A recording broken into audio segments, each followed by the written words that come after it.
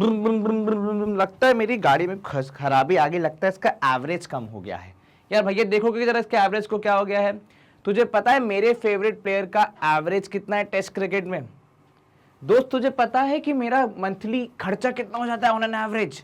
ये जो शब्द है, जो सेंटेंस है, इसमें एक वर्ड जो कॉमन आया वो था एवरेज। आज के क्लास में हम पढ़ने वाले हैं इसी इंपॉर्टेंट टॉपिक के बारे में, जो कि हमारे आम जिंदगी की बहुत सारी गणित को बहुत ही आसान तरीके से हमारे सामने प्रेजेंट कर देता है।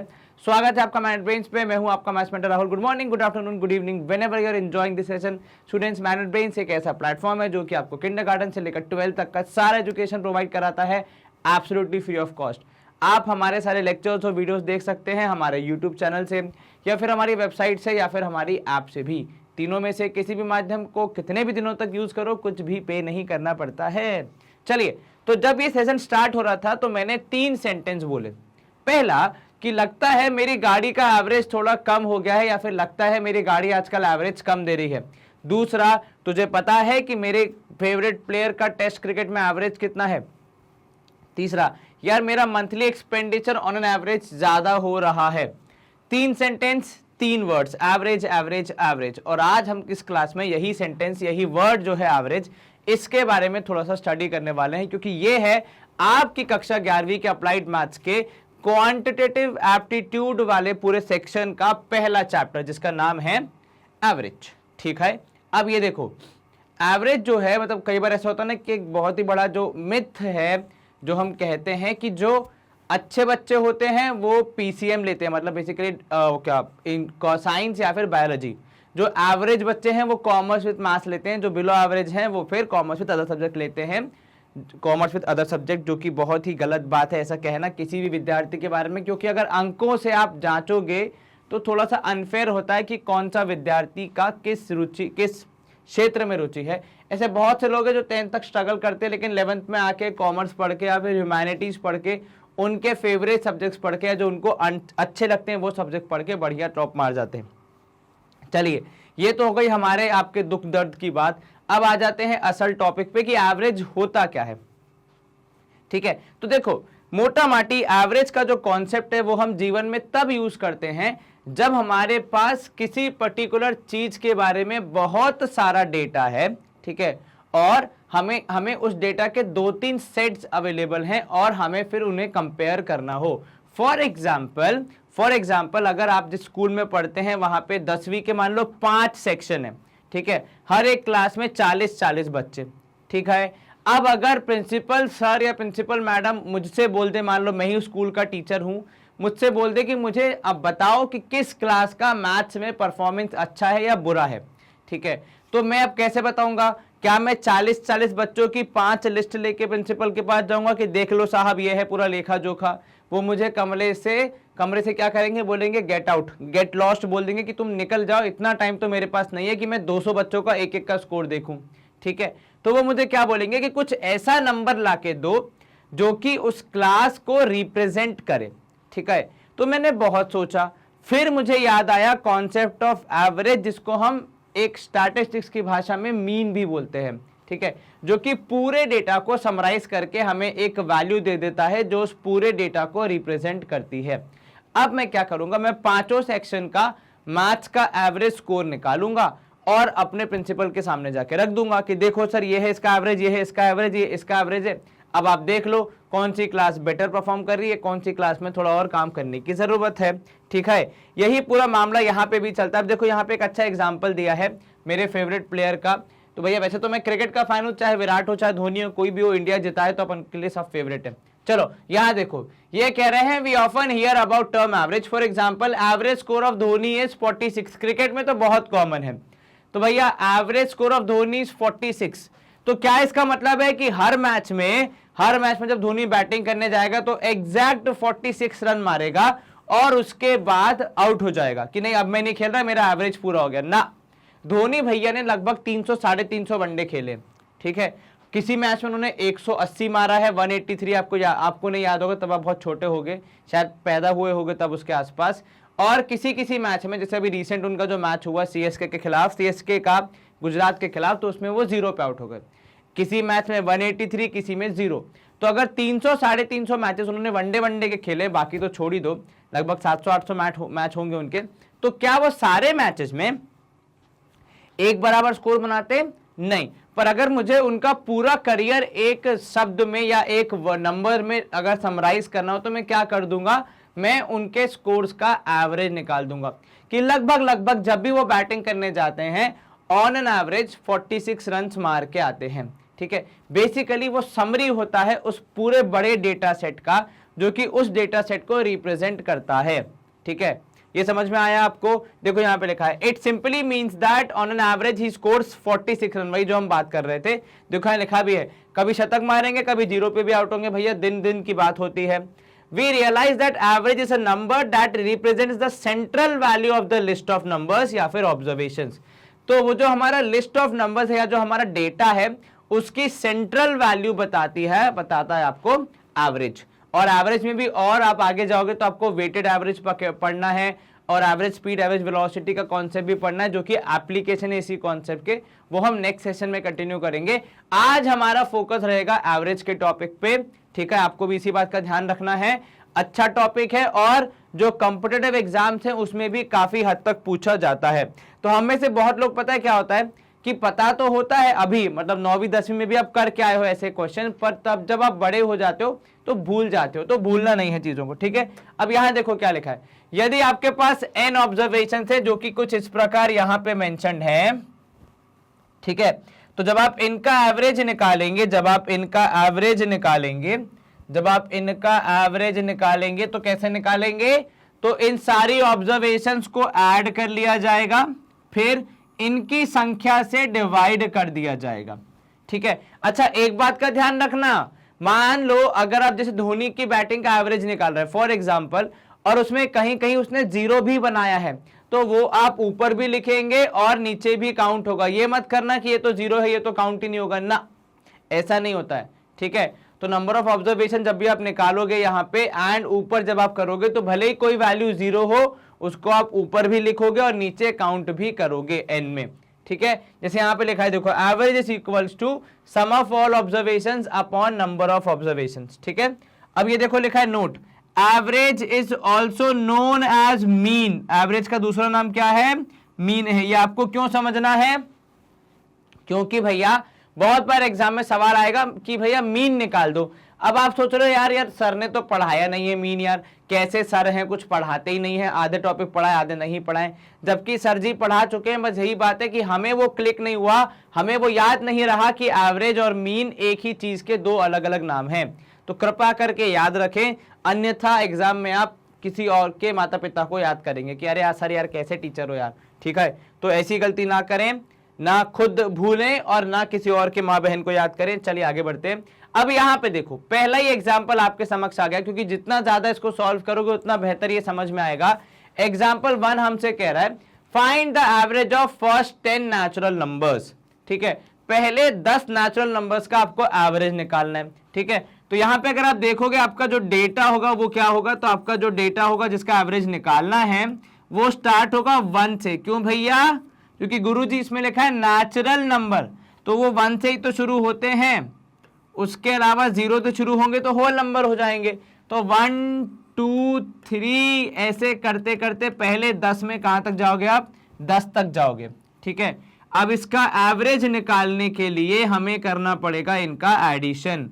तो आप करोगे 1 + 2 + 3 + 4 + 5 + 6 + 7 + 8 + 9 और यहां पे आ गया एक 10।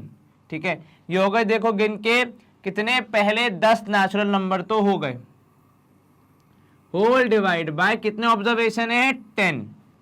ठीक है, अगर वो बोलता होल नंबर तो यहां 0 प्लस होता और वहां 9 पे रुक जाता और नीचे 10 ही आता।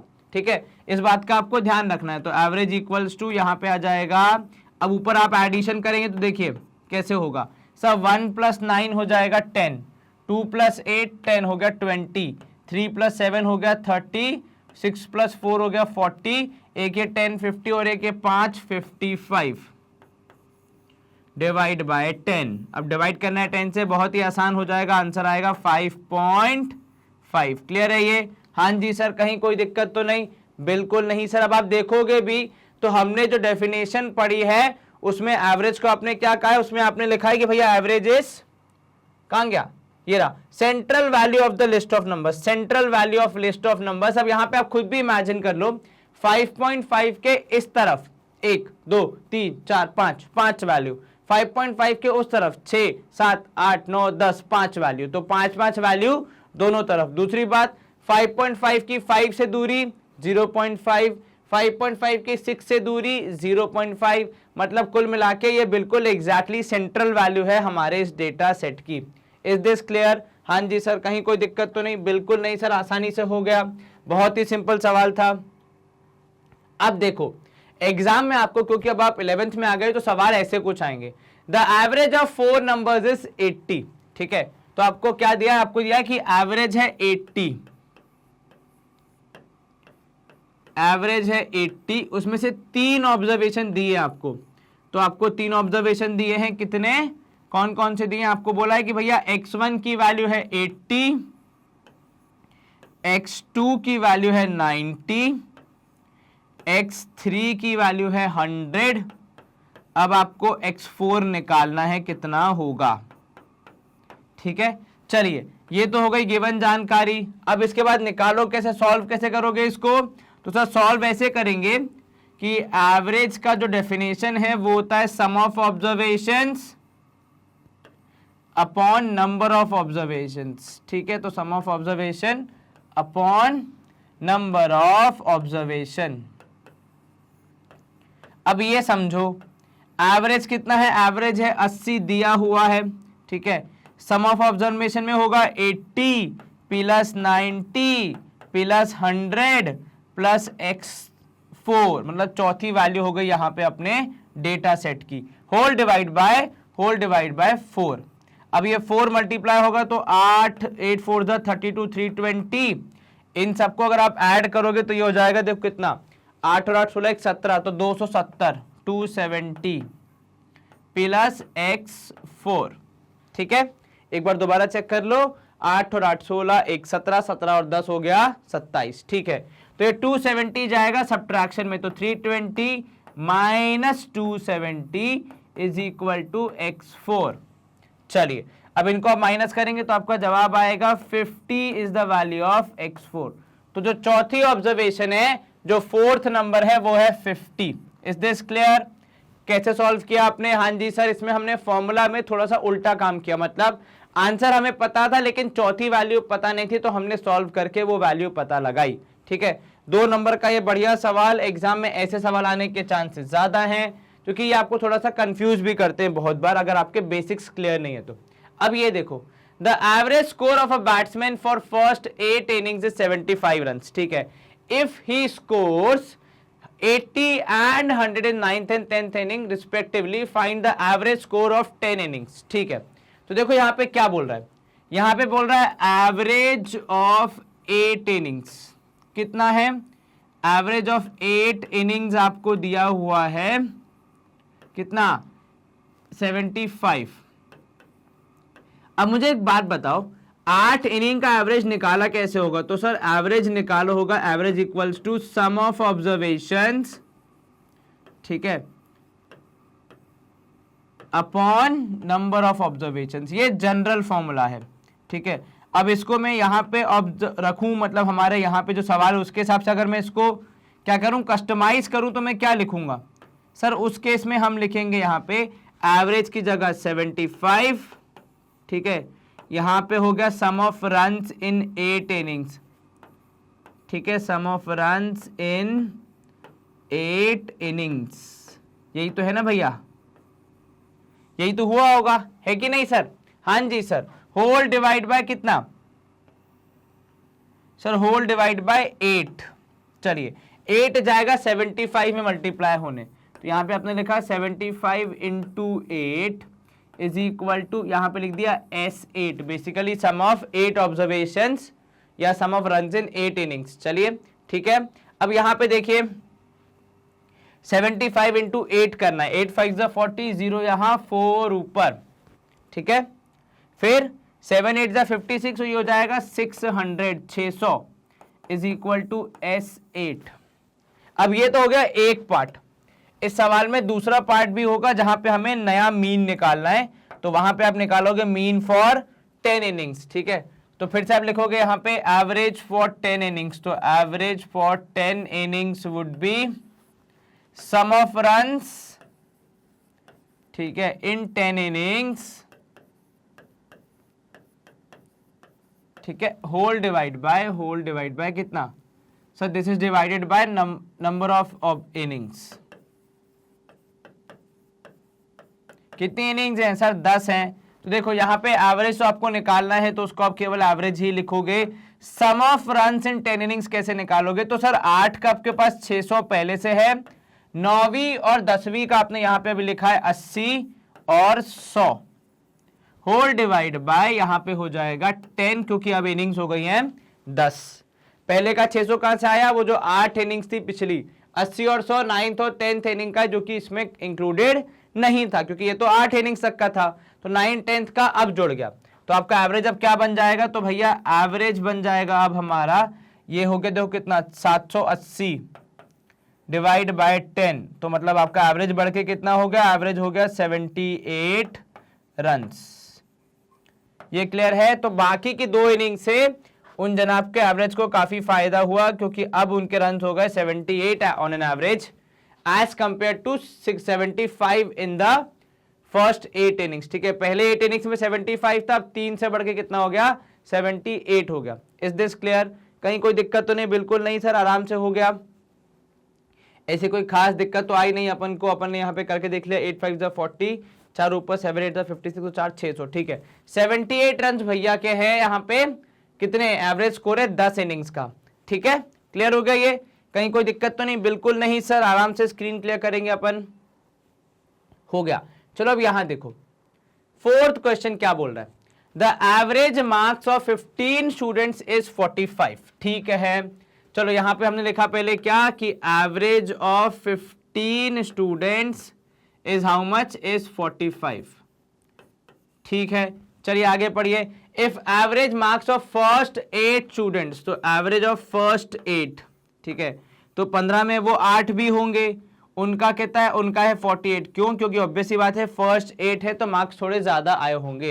And that of last 8 is 42, तो एवरेज ऑफ लास्ट 8, तो यहाँ पे काम करते हैं F8 लिख लेते हैं, वहां पे L8 लिख लेंगे। ठीक है, तो ये हो गए फर्स्ट 8, ये हो गए लास्ट 8, इज कितना, इज 42। चलिए, find the marks obtained bye 8 student. अब यहां देखो, इसको अगर मैं यहां पे आगे लेके जाऊं तो मैं लिखूंगा 45 equal to sum of marks of 15 students. ठीक है, ये मैं लिखूंगा ऑफ 15 स्टूडेंट्स, ठीक है, whole divide by number of students that is 15। कितना हो गया, number of students that is, bracket में लिख दो आप 15। तो यहां पे अगर आप इसको फर्दर सॉल्व करोगे, देखो कितना हो जाएगा, तो सर ये हो जाएगा 45 इक्वल्स टू, मैं ऐसे लिख रहा हूं, सम 15 होल डिवाइड बाय 15। तो आपका सम 15 आएगा 45 इंटू 15 करने पे। ठीक है, पहली चीज। दूसरी चीज अगर आप देखोगे यहाँ पे 48 वाले की चर्चा करोगे, तो 48 is equals to sum of, using the formula only, right, sum of marks of first 8 students. ठीक है, and this would be further divided by this, because formula is कि sum of observations upon number of observation। तो यहाँ पे observations कौन है, students हैं, तो number of students ब्रैकेट में लिख दो 8। टीचर को समझ में आ जाएगा कि आपको नंबर पता है कितना है। ठीक है, और आप ऐसे रैंडमली नहीं लिख रहे हैं चीज़ों को। चलिए, तो ये हो जाएगा कितना, तो सर ये हो जाएगा 48 equals to sum of first 8, मैं लिख रहा हूँ F8 होल डिवाइड बाय 8।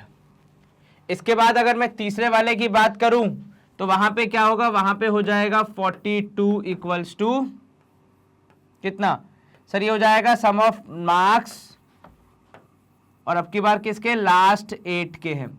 तो पिछली बार फर्स्ट 8 के थे, अब की बार लास्ट 8 के, लास्ट 8 स्टूडेंट्स, ठीक है। चलिए, और ये डिवाइड होगा नंबर ऑफ स्टूडेंट से, तो ये भी होंगे 8। तो ये अपन लिख दिया कि अपन क्या सोच विचार करके चीजों को लिख रहे हैं, ठीक है। ये क्लियर है जी सर। चलिए, तो यहां पे आपको मिला कितना, 42 divide by sum of last 8 upon 8। चलो, अब यहां से अगर आप देखोगे तो ये फॉर्मूला का इतना काम नहीं है, बस ये आपको समझाने के लिए लिखा था हमने, तो हम इस पार्ट को इरेज कर दे रहे हैं। कहीं कोई दिक्कत तो नहीं? बिल्कुल नहीं सर, कहो तो इसको हटा देते हैं। चलिए, एक ही बात है, किसी को भी हटाइए, कुल मिला के मामला तो वही हो रहा है जो यहाँ पे भी अपन ने लिखा है। तो मेन अपन अब उस पर फोकस करेंगे, ठीक है। अब यहां समझो, इसके हिसाब से सम ऑफ 15 कितना आएगा, सम ऑफ 15 आ जाएगा 45 into 15, that is how much sir, 45 into 15 करना पड़ेगा, तो हमें मिलेगा कितना, 5 है 25, 5 यहाँ करके देख लो एक बार, 45 इंटू 15 ये हो जाएगा 5 5 25, 5 यहाँ 2 ऊपर, 5 4 20 22 225, और यहाँ पे ऐड करना है 45, 5 5 और 2 7, 4 और 2 6, 675 कह रहे हैं भैया। तो यहाँ पे आ जाएगा सम 675, ठीक है। इसके बाद सम ऑफ फर्स्ट 8 आ जाएगा कितना सर, ये हो जाएगा 40 इंटू 8, तो 8 8 64, 4 यहाँ 6 ऊपर, 8 6 40, 8 4 32, 32 प्लस 6 हो जाएगा 38, 384। एक बार दोबारा देखो, 8 8 64, 4 यहाँ 6 ऊपर, 8 4 32 प्लस 6 38 हो गया। सम ऑफ लास्ट 8, ठीक है, लास्ट 8 में आएगा, देखोगे अगर आप तो 42 इंटू 8, तो 8 दूनी 16, एक कैरी, ठीक है, 8 4 32, 33। अब जरा यहां पे थोड़ा चिंतन मनन करो कि इसके भी 8 हैं और ये भी 8 है, दोनों को जोड़ देंगे तो ये तो 16 स्टूडेंट्स हो जाएंगे, ठीक है। लेकिन 16 स्टूडेंट्स अगर हो जाएंगे तो हमारा सवाल ही गलत हो जाएगा, क्योंकि हम तो 15 पे रुके हुए हैं। तो मतलब यहां पे ये तो क्लियर है, कोई एक वैल्यू 2 बार रिपीट हुई है। अब वो वैल्यू कौन सी होगी, तो देखोगे अगर आपकी भाई 15 ऑब्जर्वेशन है, तो जब आप पहले 8 को चेक करोगे तो क्या हो जाएगा, तो observation 1 x1 x2 x3 x4 x5 x6 x7 x8, तो यहां पे आपका हो गया x1 से लेकर, अगर मैं यहां पे लिख दूं कि x1 से लेकर x8 तक, ठीक है ना। देखो गिनो, 1 2 3 4 5 6 7 8। नीचे जो आपके लास्ट 8 हैं वो होंगे x कितने से, x15 से खत्म होंगे, लेकिन स्टार्ट कहां से होंगे वो थोड़ा आपको देखना पड़ेगा।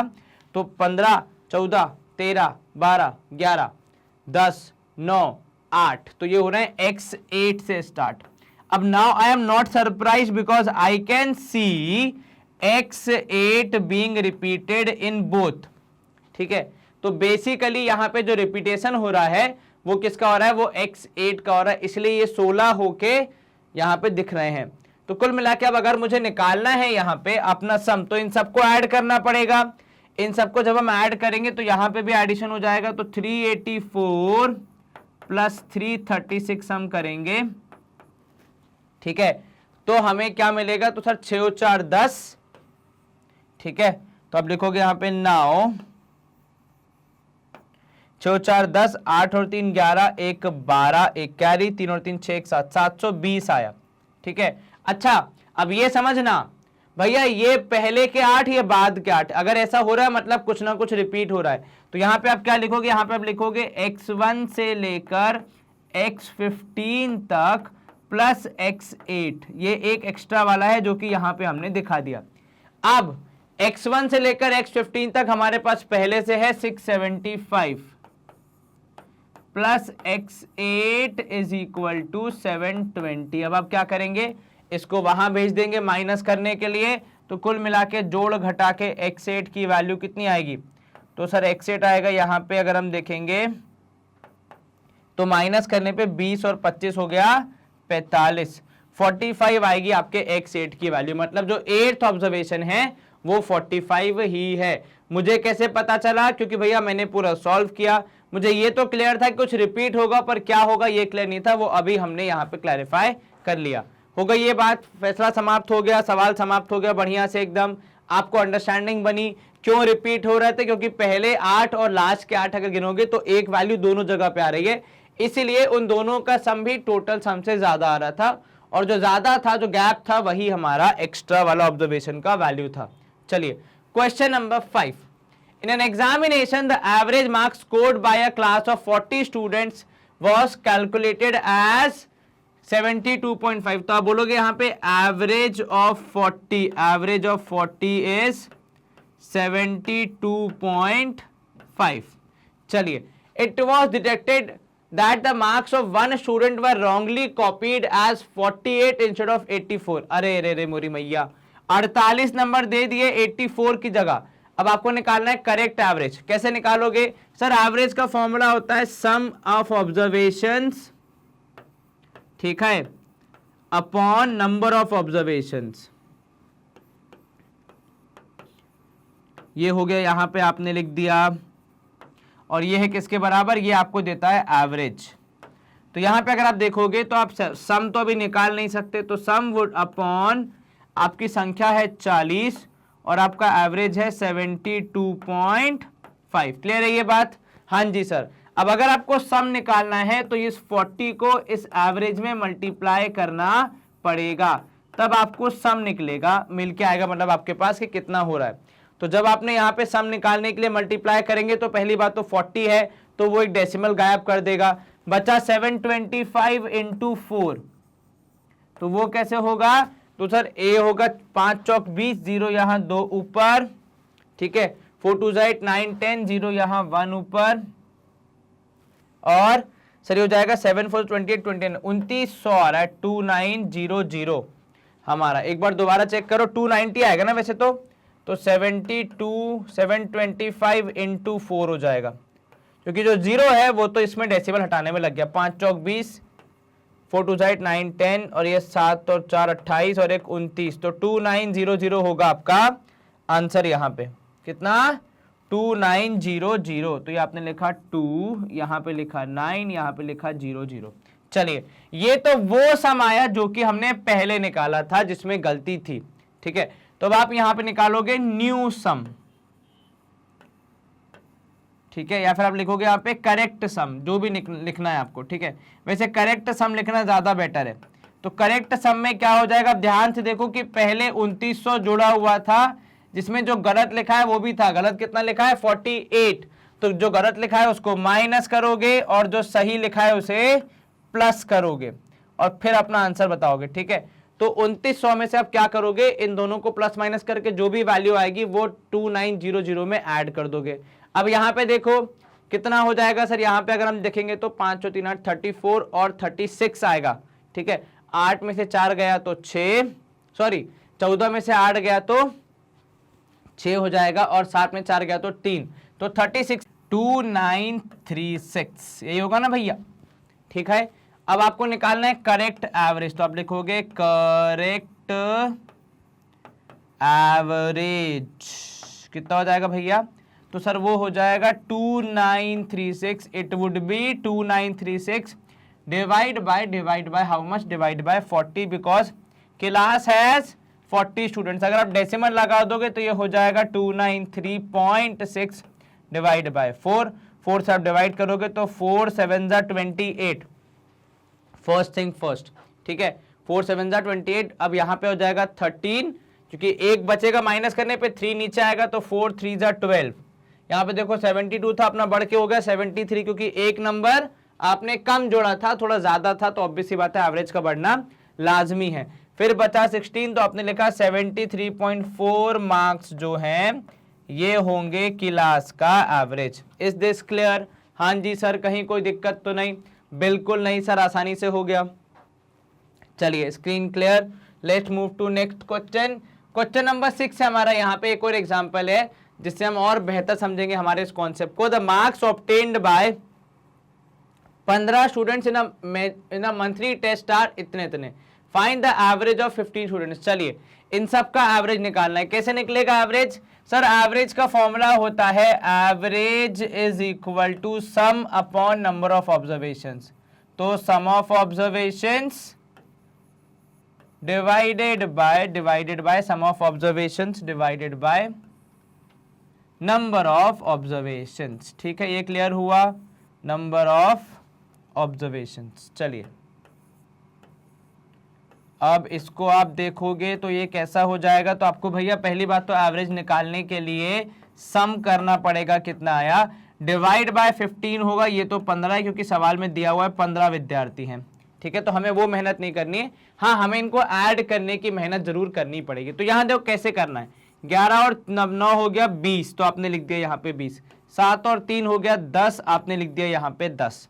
ठीक है, उसके अलावा जहां जहां आपको चीजें ऐड होती हुई दिख रही हैं, एक राउंड फिगर मिल रहा है, वहां करते जाओ। फॉर एग्जांपल यहाँ पे आप देखोगे 17 और 13 हो जाएगा 30 ठीक है। फिर ये देखो 6 और 4 हो जाएगा, यहाँ पे आप देखोगे तो 10। ठीक है, ये वाला 15 और ये वाला 15 जोड़ के हो जाएगा 30। ठीक है, तो काफी सारे राउंड फिगर में आपके यहाँ पे हो गए। 18 और 22 को यदि आप जोड़ पाएंगे तो वो हो जाएगा कितना, तो सर 18 और 22 हो जाएगा 40, तो आपने लिख दिया यहाँ पे 40। चलिए ये सारे होगा, ये भी होगा, ये भी होगा। अब यहाँ पे देखो क्या इन सबको आप जोड़ सकते हो, 18, 21 और 13 को। तो यहाँ पे अगर आप जोड़ोगे तो 21 और 13 जोड़ लो, 18 को ऐसे ही रहने दो, 18 को किसी 10 में जोड़ दो। जैसे फॉर एग्जाम्पल यहाँ पे देखो 10 और 10 दो बार है, तो ये तो अपना कैलकुलेशन, तो उसमें अपन क्या करेंगे, थोड़ा सा ईज करने के लिए 20, एक 10 इसमें जोड़ दो तो ये हो जाएगा 28, एक 10 इसमें जोड़ दो तो हो जाएगा 23, और एक छोड़ दो 21 अकेला। क्लियर? जी सर। देखो सबके अपने में तरीके होते हैं ऐड करने के, आपको जैसे ऐड करना आप कर सकते हो। मैंने 18 में एक 10 यहां से जोड़ दिया, इस 13 में ये 6 और 4 जोड़ दिया, तो वहां पे आपको 23 और 28 मिल गए, और 21 था उसको अकेले छोड़ दिया। अब यहां देखो 8 और 3 11, एक 12 हो जाएगा, तो 2 यहां पे और अपना कितना हो जाएगा 12, तो 2 यहां पे और 1 ऊपर। ठीक है, अब यहां पे आप जोड़ना चालू करोगे तो 3 और 2 5, 3 और 2 5, 10 हो गया। 10 के बाद 4 2 6, 2 8, 1 9, तो 192 आ रहा है यहाँ पे हमारा सम ऑफ ऑब्जर्वेशंस। कितना? 192। अब 192 को 15 से डिवाइड करना है, ये तो आपको आना ही चाहिए। ठीक है, वैसे आप देखेंगे तो ये 3 से डिविजिबल भी है, तो आप चाहें तो इसको पहले 3 से डिवाइड कर सकते हैं। तो जब आप 3 से डिवाइड करोगे तो ये जनाब क्या हो जाएंगे सर, ये हो जाएंगे 3 6 जा 18, और यहाँ पे हो जाएगा एक 12, तो 3 4 जा 12 डिवाइड बाय 5। अब 64 को 5 से डिवाइड करना है भैया, तो करो कितना आएगा एवरेज, तो सर हमारा एवरेज स्कोर आएगा यहाँ पे अगर हम देखेंगे तो 5 1 जा 5, 14, तो मतलब 5 2 जा 10, बचा 4, तो 12.8 आ जाएगा यहाँ पे आपका एवरेज। कितना? 12.8। अभी देखो क्या कह रहे हैं, find the average of their marks when the marks of each student are increased by 2। अब ये समझना, अगर हर एक विद्यार्थी के मार्क्स इंक्रीज करोगे 2 से, तो आपका जो न्यू एवरेज होगा वो भी क्या हो जाएगा, वो भी हो जाएगा ओरिजिनल एवरेज या ओल्ड एवरेज प्लस 2। अब भैया जब सब में ही 2 से बढ़ाया है तो कुल मिला के मामला वही बनेगा, पता है कि पूरा जो आपका एवरेज होगा वो भी 2 से प्लस हो जाएगा। ठीक है, तो इसमें आपको ज्यादा कुछ मेहनत करने की जरूरत नहीं। आप लिखोगे new average is equal to 12.8 plus 2 that is 14.8। ये क्लियर हुआ जी। तो जब सारी यूनिट्स को किसी पर्टिकुलर नंबर से इंक्रीज, डिक्रीज, मल्टीप्लाई या डिवाइड किया जाता है तो हमारे एवरेज पे भी वही असर पड़ता है जो हमें यहाँ पे निर्देश दिया गया है। ठीक है, इंक्रीज का बोला तो हमारा एवरेज भी इंक्रीज हो गया, डिक्रीज का बोलते तो हमारा एवरेज भी डिक्रीज हो जाता, मल्टीप्लाई बाय 2 बोलते तो हमारा एवरेज भी मल्टीप्लाई बाय 2 हो जाता। गिवन दैट, शर्त वही होगी कि ईच ऑब्जर्वेशन मतलब सारे ऑब्जर्वेशन में होना चाहिए। अगर किसी एक में भी छूट गया तो आपका फिर एवरेज जो नया वाला होगा वो अलग होगा, वो इस तरीके से निकालने पे नहीं मिलेगा। ठीक है, पर अगर सब में सेम ही चीज ऐड या सब्ट्रैक्ट या मल्टीप्लाई डिवाइड की है तो वो ऑब्जर्वेशन आप एवरेज में लगा के नया एवरेज भी निकाल सकते हैं बिना किसी ज्यादा मेहनत के, ठीक है। तो ये भी एक इंपॉर्टेंट आपको कॉन्सेप्ट समझ में आ गया यहाँ पे कैसे आपको काम आएगा। खासकर ये एमसीक्यूज वगैरह में बहुत काम आता है जहां पे आपको पूरा कैलकुलेशन करने का टाइम नहीं है, ठीक है। चलिए हमने कर लिए यहाँ पे बहुत सारे क्वेश्चंस प्रैक्टिस। आशा करता हूं आपका एवरेज का कॉन्सेप्ट रिवाइज हो गया होगा। मैं ये नहीं कहूंगा सीख गए हो, बिकॉज अभी तो आपने ये पहले ही बचपन में पढ़ लिया, बस थोड़ा रिवीजन बाकी था वो हमने कर लिया है। ऐसे और सेशंस और लेक्चर्स के लिए आप हमें यूट्यूब पे फॉलो कर सकते हैं, सब्सक्राइब कर सकते हैं, या फिर हमारी वेबसाइट और ऐप को रेगुलरली चेक कर सकते हैं। इसके अलावा आप हमें सोशल मीडिया पे फॉलो कर सकते हैं जहां पे आपको मिलता है बहुत सारा fun learn content and important information. हमारे सारे वर्टिकल्स आपको सतत हाई क्वालिटी एजुकेशन प्रोवाइड कराते रहेंगे। आप बस अपना ध्यान रखिए, अच्छे से पढ़ाई करिए। Stay home, stay safe, take care, bye bye, good day, see you soon and thanks for watching. नमस्ते।